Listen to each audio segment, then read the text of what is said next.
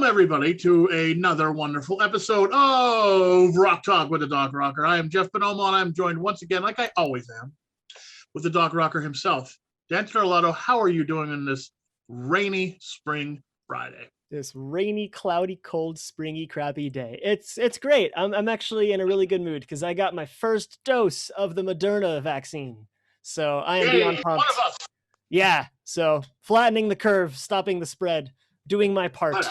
So yes. I'm pumped. I thought it was going to mess me up real bad, but it didn't. I felt fine after the whole thing. So I'm looking forward to getting the second dose, being all done with, and getting one step closer to normalcy. So here we are. This week, we're going to take another dive down the Facebook page, do our little Facebook adventures and see what people are posting. I know I posted a bunch of stuff. Jeff posted a bunch of stuff. A lot of our followers are posting things, and we have a lot of great conversations going on. So we're going to keep that conversation alive, talk about some stuff, maybe listen to some music, and then share our homework assignments for this week. Jeff and I got back to some regular weekly listening assignments. So I'm looking forward to talking about that too.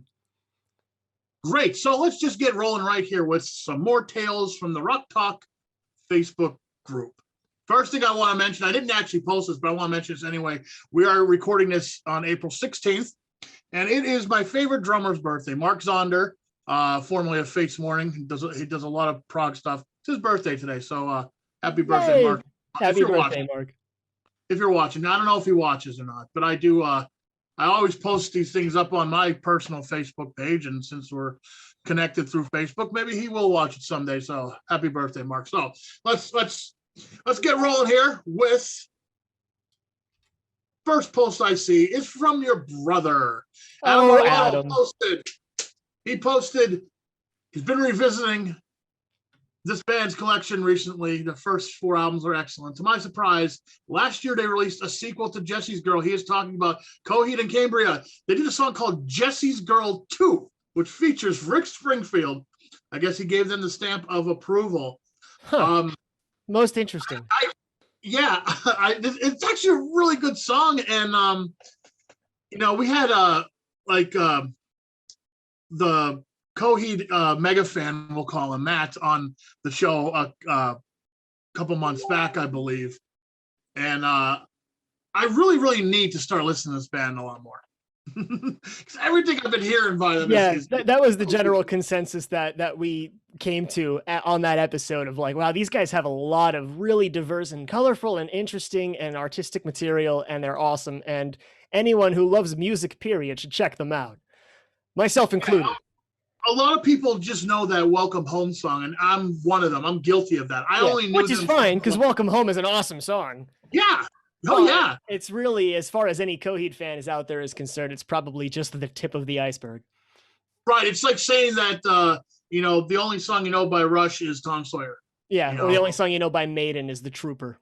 Yeah, exactly. Yeah, it's great. It's an awesome song. It's one of their best. But they have like 100 more that are really good. Yeah, you know what? And this Jesse's Girl 2 is a really good song for what it's supposed to be. It's like a throwback. It has a nice 80s vibe to it. A really cool sound. The video's really interesting and cheesy, and Rick Springfield's in the video, which is cool. Maybe we can pull it up. Sure, pull it up, man. Take a little listen to some of it. So I got it queued over here. I clicked on it while we were to stop it there. So yeah, what a sleeper, like to have this come out right in the midst of the pandemic and probably have so few people be exposed to it and know that it even happened, wow. So far so cool. I really like it. It's got that real fun, upbeat. It's truly a spiritual successor to the first one. Easy. Yeah, it seems that way. It has a nice, fun 80s groove to it. It sounds like all of those songs that I have been covering for the last probably 35 years with my band. It sounds it would fit right in with that stuff. It really has a nice, like I said, 80s feel, 80s rock, like radio rock feel to it. Something that Rick Springfield would write, and like you said, the video style, it really just adds to it. It's cool. Yeah, yeah, definitely. I could easily foresee Adam like pitching this at a band practice with you guys, like, and one of these days I could see Ostrich Hat performing this. I'd like to hear the I don't chorus think so. before we move on. Let's check Go out ahead, the play. chorus. But I don't think we'll be covering this just because the radio. Yeah, very cool. Yeah, super catchy. Here's something that you would probably be able to do a lot easier than me. Analyze both songs when you get a chance. Maybe we could talk about it next time and see if there's any kind of like chord progression or notes that are similar to the original song. Are they just taking the name and the idea, or are they taking parts of the song and kind of reworking it? Because the riff was different, but seemed kind of similar to some of the guitar parts in there. I don't know. It's something I'm throwing out there for you because, you're the musician. I'm just a drummer. You're just as much a musician as I am, Jeff. We've been through this. Well, there you go. There's the first post that I want to go through. Also, your brother tosses out another song by them called The Suffering, which he claims is one of the catchiest songs he's ever heard. I'm going to have to agree. I just listened to this right before we started this call. It's a really good tune. It gets stuck in your head. And yeah, I just told him again, I really need to listen to more of these guys. I'm doing myself and the world of rock and metal a disservice by not knowing enough about these guys. Same. I agree 100% with everything. Are you guilty too? Yes, I'm guilty. Oh, okay. Yeah. I don't feel bad. Okay. Sorry, Matt, if you're watching this episode. I know we talked about it, and I confessed then that I had very little to no knowledge about these guys, and I still don't. I'll get to them eventually, but as we continue this podcast, my listening list just grows and grows, and I'm just all over the place with stuff. It's nuts, but it was something that we talked about it at great length through this band. Yeah, we did a pretty full cover of the whole crux of what they're all about. Yeah, and Matt gave us a lot of really, really interesting history about them and writing style things and just the whole nine. If you haven't seen it, check out that episode. We'll put a link in the description for it so you could check it out, because we did that a long time ago. And then I forgot about the band. I forgot to go listen to them. I haven't forgotten. I just, I'm a procrastinator. It just slipped my mind. I did listen to one of the guys from the band has a really weird side project that we mentioned on one of the other episodes about musicians that had side projects, and it was this really neat kind of like techno EDM kind of side project. Was kind of cool too. They're a really cool band with a lot of talented people in it. Yeah. So next up is something that you posted on your Facebook page that I kind of robbed from you and threw onto the Rock Talk page, because sometimes you throw music stuff on your own Facebook page, and I'm like, I should move it to the Rock Talk page. And I did. I'll forgive you. It's totally forgivable. Thank you. And in hindsight, I should have just posted it on the Rock Talk page directly instead of just on my own wall. Well, this got 94 comments. Like this, I threw this up last night. It's still getting comments. Yeah. 94 comments so far. And it is, who is one vocalist that always impresses you every time you hear them sing? I started off by saying Michael Kiske from Halloween. Yeah, I saw when you initially posted it.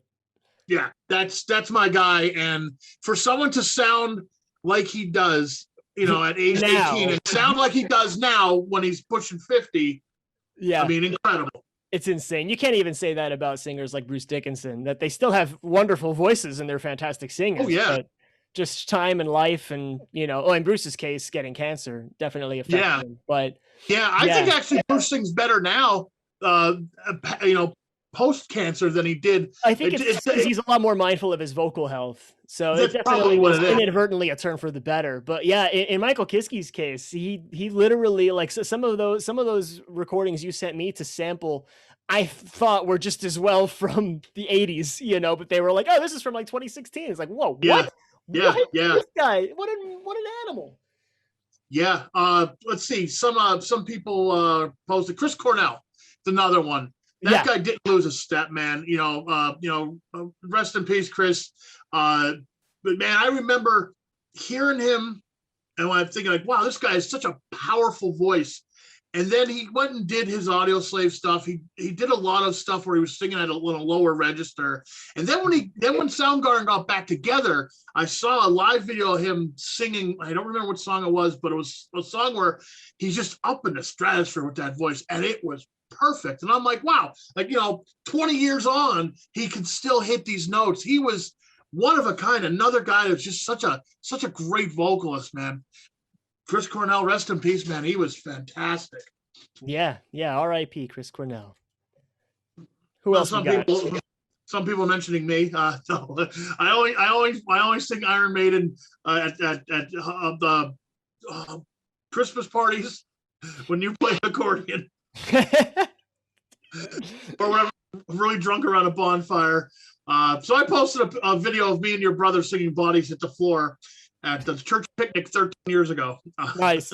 I remember that day. That was glorious. It was fun. That was a lot of fun. There's a lot of mentions of Bruce. There's a lot of people mention Bruce Dickinson, and it goes without saying. Rightfully so. He's a great singer. Every time I've heard him, he's impressed me. And plus, we're not even talking like live, like, just anytime you hear him, it's just there's something about his voice, but then live, it just takes a step up because, man, that guy, he's running around like crazy. And all the costumes, the props, and all of the interaction with not only the other band members, but also the mascot Eddie. When Eddie comes out, and the guitar players are like kicking him in the nuts, or Bruce is like fighting him, like using a mic stand as a sword. You would never guess that these guys are in their 60s when you see them perform. They look like a bunch of 18-year-olds up there, like just rocking out and having a fantastic time. It's just as much a visual spectacle as it is an audio one. Absolutely. We talk about Maiden so much. There's really not much more I can say, especially about Bruce. That hasn't been said many times by us before. And like, it almost goes without saying. Like him, Dio's the same way. I mean, what else can we say about Ronnie James Dio that we haven't said? As far as vocal performances. Even when he was stricken with cancer, man, and he was probably dying, he was still on stage singing his head off, man, his little head, because he's short guy. Yeah, he was a tiny guy. Yeah. I do have to mention a couple people mentioned Brittany Slays from Unleash the Archers. I had no idea about this band until this post. I heard about them, but I never really checked them out. But it's this tiny little girl with a huge power metal voice, and oh my God, is this band great? Greg mentioned them. I think Jim mentioned them. Rob mentioned them. A couple of different people on our board mentioned the same band, and they posted some links to some videos of Unleash the Archers. And oh my God, I gotta hear more of this band. This is some really awesome power metal stuff with a female vocalist, and some of the notes this woman is hitting is, oh wow, man, it's cool, man. She has so much power behind her for such a little woman. Have you heard them? I've never heard of them or them. I'm looking for the comment now. I'm actually scrolling right down the link on the Facebook group. Oh, there it is. Yeah, I'm going to pull that up. Give me 1 sec. Sure.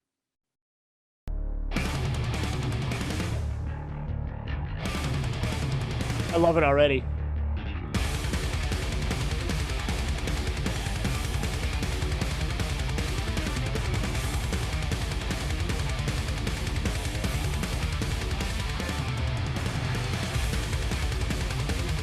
There's the double time.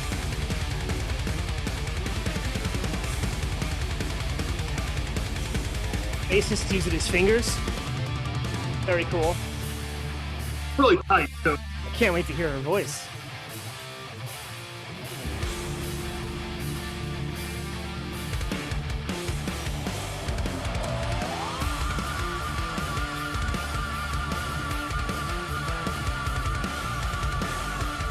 Beautiful thirds. Can't have power metal without thirds in the singer.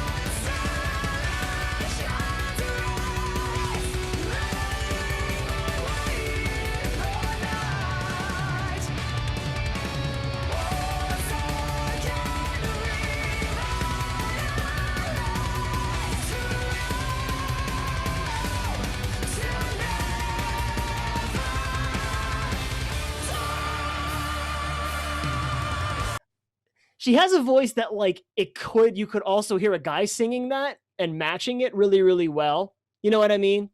Yeah. Yeah. Like she Yeah. has like a kind of thickness and like readiness to what she does, and it complements the overall heavy sound of the band really, really well, I think. And not just vocally, but I would say structurally, like each of those sections that we just heard were very, very distinct, which, yeah, you get that very often in power metal. But not always. There are plenty of examples of power metal songs that still follow a more traditional song structure, like a kind of verse, chorus, verse, chorus, verse kind of thing. But this one had a lot of contrasting sections, a lot of different key changes, a lot of really nice modulations, and all the fun music theory geek stuff that I tend to enjoy a lot when I listen to music. But yeah, definitely gonna have to check out some more of their stuff. Yeah, I checked out a couple more of their songs but today actually. They're just as good. This seems like a really, really cool band that flew under my radar for way too long. So I like it, and I think I'll probably jam to more of it tonight later. Yeah, they that just sounds got a good. new album, I think, so I'll have to check that out. Moving on from there, a couple more people we got to mention. Brandon from Crowbot, he gets a mention from the guys down in Schuylkill County. Mhm. Ostrich Hat band wife Alyssa mentions Roger Daltrey, and I'll have to agree, man. That guy he's up there in age, and the Who is still doing it, and they're doing it well. So Stevie Nicks, of course. Here's another Unleash the Archers stuff. Hansi Kirsch from Blind Guardian. His voice gets better and better every album we go through. That's something you may want to check out too if you've never heard. Yeah, Blind Guardian is on my queue. They ended up when I had before I figured out that you could actually set Spotify to just stop playing at the end of an album. Because like when you finish an album, it'll just automatically shuffle in like, here's 500 other things that you might like. I was listening to Rhapsody of Fire after we did our power metal episode, and a Blind Guardian song came on after I finished whatever album I was listening to. And the first thought I always have is, oh, come on, I don't want to like, I like to plan what I'm listening to. I don't like to just like jump in and do whatever. I like to, so the first thought was frustration, and I was reaching for the dial to turn it off and like hit stop. Like, no, I don't want to listen to this right now. It's not what I wanted to listen to. But then I heard, I don't know, probably if I remember right, the guitar riff hooked me and was like, all right, I've always wanted to check these guys out. And like, oh, okay, Blind Guardian. I forget the name of the song. I can't remember, but I remember being thoroughly impressed with what I heard on all fronts, including the singer. So it was probably is Blind Guardian a band that has like a lot of different singers, or is it pretty much Hansi all the way through? It's pretty. No, I think it's him all the way through. They have okay. They've changed their sound to be more symphonic as you go through their catalog. Nightfall and Middle Earth is probably my favorite, and it's very geeky because it's about Middle Earth. It's about hobbits and shit. So, but it's that's always good. Very cool because there's a lot of like layered vocals and stuff. Very, very symphonic, power metal-y. It's great. It's good stuff, and I still listen to that one a lot. And there's a lot of like spoken word passages in it too. That kind of stuff's always fun. Yeah, it's cool. You want to geek out and hang out, put your sword, scepter, and cape on, and yeah, I feel like whatever Spotify spat at me was probably more recent because it definitely had a really kind of grandiose symphonic nature to it. Like I said, I really liked it, and it, like as soon as I heard that song, it was like, is Blind Guardian on my list? And I made sure that they were on like right in my pocket of power metal groups to check out. So they're on my list. They're there. I don't think there's a bad album by them. I just know like from Nightfall and Middle Earth onward, it gets better. It gets really, really good. Yeah, I got to check them out. Let's see here. King Diamond is another one that a couple people mentioned because he's another guy. He's up there in age, man, but he still performs. And he has a crazy, crazy falsetto, man. Mm-hmm. That's another band I would like you to check out. Maybe not his original band, Merciful Fate, but King Diamond has more. His solo band, King Diamond, has more progressive tendencies, we'll say, than Merciful Fate. Although Merciful Fate does some pretty neat different time changes and stuff. When King Diamond went solo, especially with his first solo album, Them, oh man, that's really cool, man. That takes you on, it's one of those that takes you on a trip. He got a great backing band. I mean, most of his stuff that I've heard, I haven't heard all his albums, but most of it, it's been good. And he has a crazy falsetto, and yeah, he doesn't disappoint. Another one is Milo from Steelheart, man. The guy from Steelheart, this is like a radio rock band, we'll say, that came out in the end of the 80s, beginning of the 90s. This guy had another crazy voice, man. You know, back in the 80s, all those bands, those radio friendly rock bands, they all had singers in a higher register, we'll say. They all, everyone, part of the 80s sound. Right. This guy had it, man. Like, he sang like no other, man. It's really, I don't know if he can still do it. I haven't heard any like new stuff by him or Steelheart, or them, you know, performing live like any of their old stuff, but I'm pretty sure he sang the stuff from the Rockstar movie. I think that was him singing in that movie for all the music. I don't know if you're familiar with that movie. If not, you should probably watch it. It's a good movie. There's a lot of good 80s music in it, and a lot of the songs were written for the movie by this guy from Steelheart and some other musicians. It's good stuff. We may have to do a whole podcast on music-oriented movies sometime, you know, because I love a good movie that's about, you know, music. So, or at least, you know, the characters have something to do with music. There's music in the plot line somewhere. So that's kind of how I know him. So how he didn't kind of fade out of my memory, because that band, Steelheart, I don't know, they had one hit maybe, but he's done a lot since then. Let's go King Diamond again. Someone mentions a band called Secret of the Sky, Black Waters. That's my friend Jim. I've never heard this band before. I've never heard this guy. He says the singer was tremendous. He does a clean vocal and a death metal growl and a black metal rasp. They did one album and off they went. Then, of course, Freddie Mercury, Maynard James Keenan, a little more King Diamond. Yeah. Howard Jones from the guy who took over on Kill Switch. Yeah, I love Howard Jones's voice. That guy's a great voice, man. Yeah. He's got this real rich, beefy voice. I know it's easy to hate on their Holy Diver cover, like, oh, you know, it's they kind of violate the original, and yeah, I think it's fantastic. Yeah. I forget who told me they really didn't care for it, or they really didn't like it, but yeah, no, I think it's great.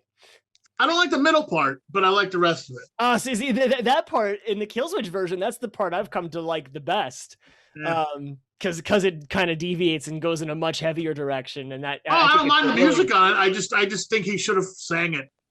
I kind of like that he screamed it. You know, at first I was like, oh, that's different, but whatever. But now I'm like, yeah, no, because it's a really good showcase of, you know, if you don't know this Howard Jones guy, check out that cover of Holy Diver that Killswitch does, because you'll pretty much hear all the highs and lows of what he could do. It's a really good. It's like one of those appetizer sampler platters of here's all the sounds this guy can create, and he's just as good of a screamer as he is a singer, and that's rare. You usually get, like, you know, there are so many bands out there that you need, like, whether you have two separate vocalists, one for the clean stuff, one for the dirty stuff, or you have one that tries to do both and inadvertently fails to kind of accomplish either, you know, but like it's kind of a rare gem. Yeah, or one is really noticeably good and one's kind of meh. But yeah, no, this guy takes the cake with his more operatic singing and with his real dark growly stuff.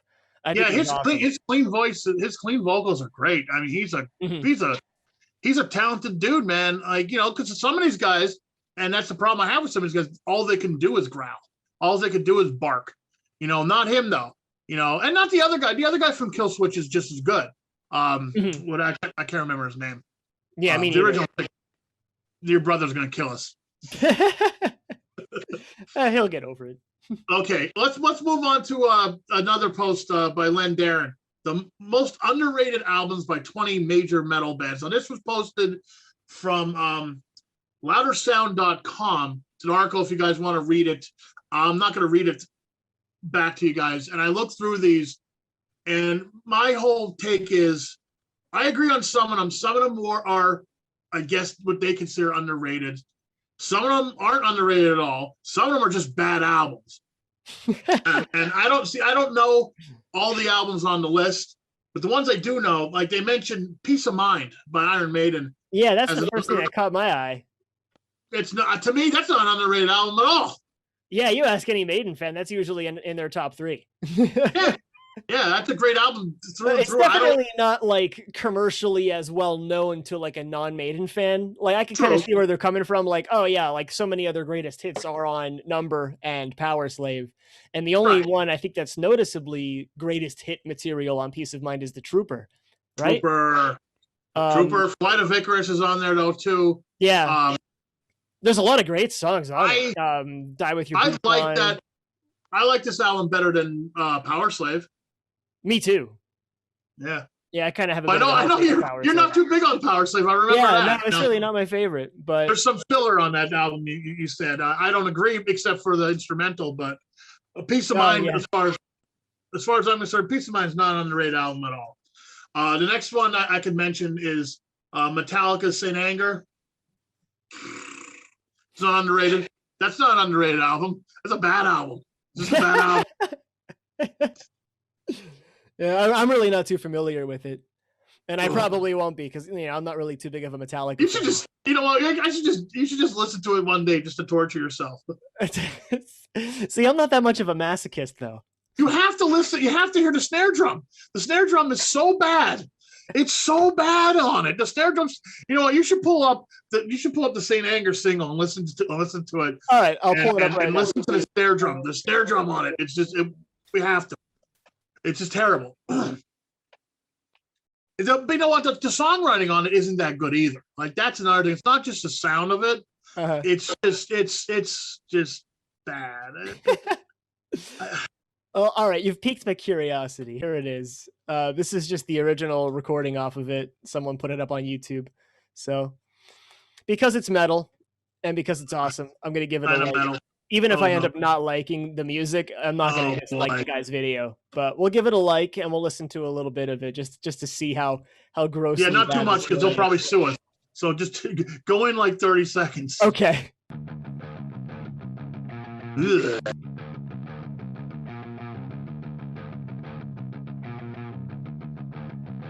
Here it comes. Is that the snare? You're not serious. That's the snare drum.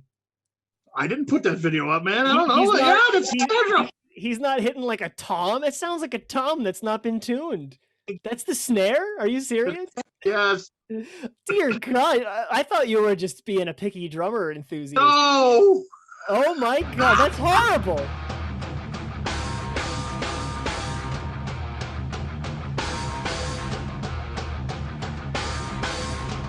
All right, is the whole song just this?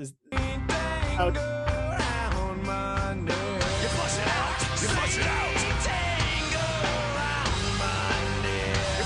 right, that's enough of that.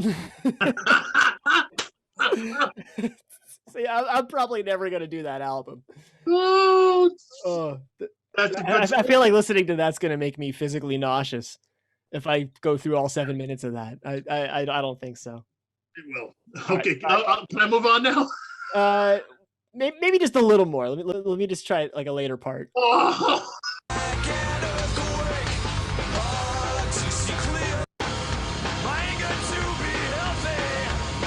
Okay, yeah, no. All right, we're done. Let's move on. I'm gonna close that one. I got a couple more albums. Motorhead Orgasmatron. Yeah, I would say that's probably an underrated album. That's a really good album, but a lot of people kind of pass that one up. What do you think Megadeth? Megadeth. So far, so good. What do you think of that? Yeah, I love that album. But yeah, it's in between Peace Sells and Rust in Peace. It's like almost a forgotten album, but the album's gret. So is it basically like an equivalent to Peace of Mind? Yeah, it is a very underrated album. Okay. And I think it gets brushed over because of that. Because it's in between Peace Sells and Rust in Peace. That's the only reason, I think, because there's two better albums on either side of it. You know what I mean? Mm-hmm. Black Sabbath, Never Say Die. I just don't like that album. Judas Priest, Turbo. I don't care. I love it. I don't care what anyone says. It's a softer album. There's a lot of keyboards in it and stuff. It's very commercial, but British Steel's commercial too. You know, the album with Breaking the Law on it. That whole album is very commercial. And Turbo, come on, I'm your Turbo lover, man. Come on, it's great. I love it. I love it. The last one I'll mention is the Motley Crue self-titled album from 1994. That album is one of the best albums Motley Crue ever made. Really? And no one knows about it. Yeah, I've never heard about it. It's with a different singer. It's with John Corabi. It doesn't sound like anything else they've ever done. It's heavier. It's grungier. It's a good album, but you can't. You know, people have in their head the picture of the Motley Crue sound. You know that sound. Yeah, you know. Trashy, like 80s, like garbage metal, fun party rock kind of fun stuff. Really heavy riff. Vince Neil has that sound to his voice. He's a very unique voice. And this album isn't any of that. It's a good album though. It just doesn't sound like a Motley Crue album. They should have called their band something else. It's so removed from Dr. Feelgood, which was, I think, the album before this, you know, and which would definitely have been a lot more successful, even just hearing the name and not knowing all the songs that are on it. Yeah, it's a good album though. It's not bad. It's interesting. Like that whole time around that 1993, 94, 96, even like that whole time, like those 5 years there, where all these rock bands were kicked to the curb, you know, trying to figure out what they're supposed to be doing. Most of them lost their singers for whatever reason, you know. These huge 80s bands, they all like recorded like really, really strange albums. Like we talked about this before, Van Halen 3 with Gary Cherone. I know you hated that one. I didn't like that one either. Yeah, but I wasn't a big fan. You know, it's same around the same time. Motley Crue's doing this. All these thrash bands are either getting softer, or they're breaking up, or they're just doing something real weird. Or they're getting a different singer that changes the sound entirely. Yeah. You know, all the the mid-90s were an interesting time. Yeah, like these leftover 80s bands, you know, like Warrant. They tried to be a heavier band, I think. Skid Row got a new singer, you know, Sebastian Bach's doing whatever. There's all this weird stuff was going on, and this album, this Motley Crue album, was right in the middle of it, you know, and it's a good album though. It really is a good album. All right.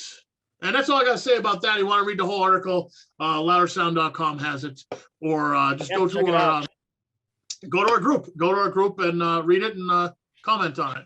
Next up is something pretty interesting that Jerry Cousins posted this.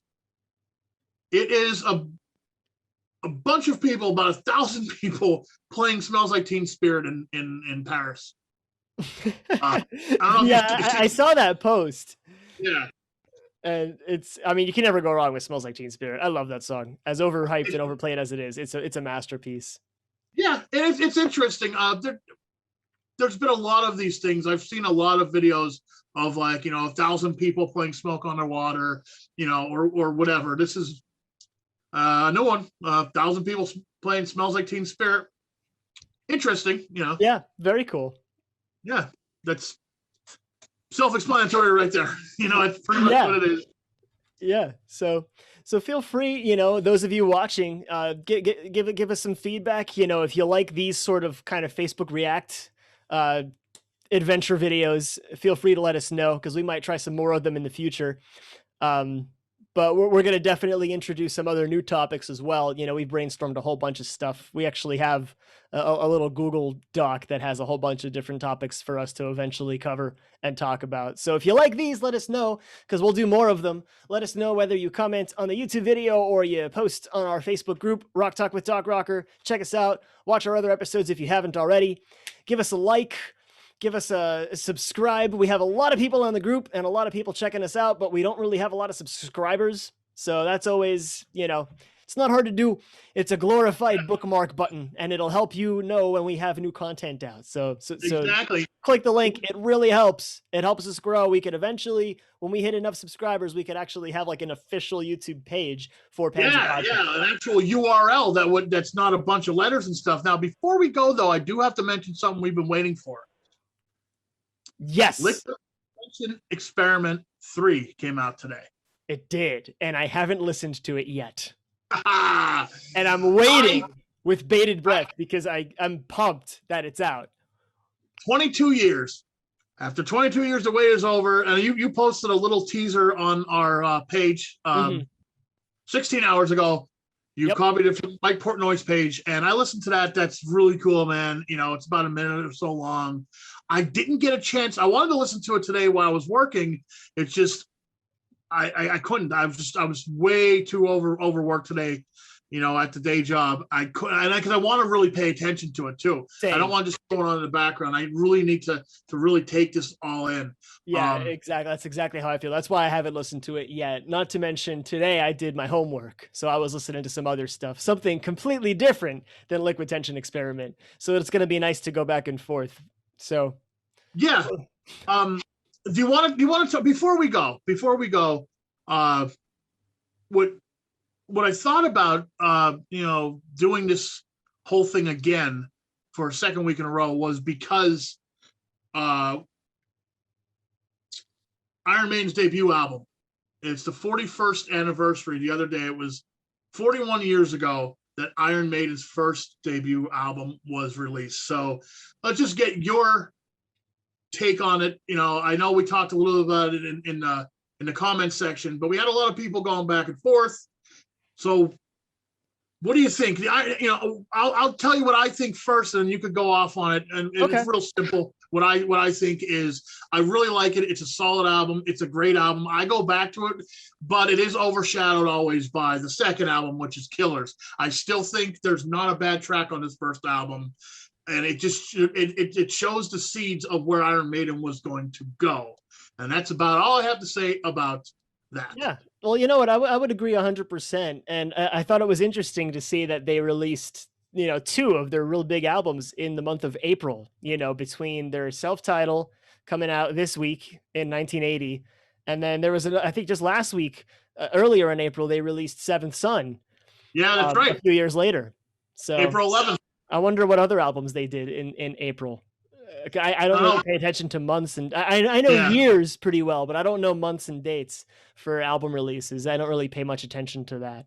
But yeah, going back to the first album, I would say 100%. It's definitely, I would recommend it to be one of the first albums someone trying to get into Maiden should check out, because like you said, it's a really good showcase of how creatively diverse Steve Harris is as the main writer. Well, like most of the stuff is him. I mean, not to say he 100% writes everything, but he does write most of the material. And you could see even like all of like the seeds of like their more storytelling-esque kind of stuff with like Phantom of the Opera.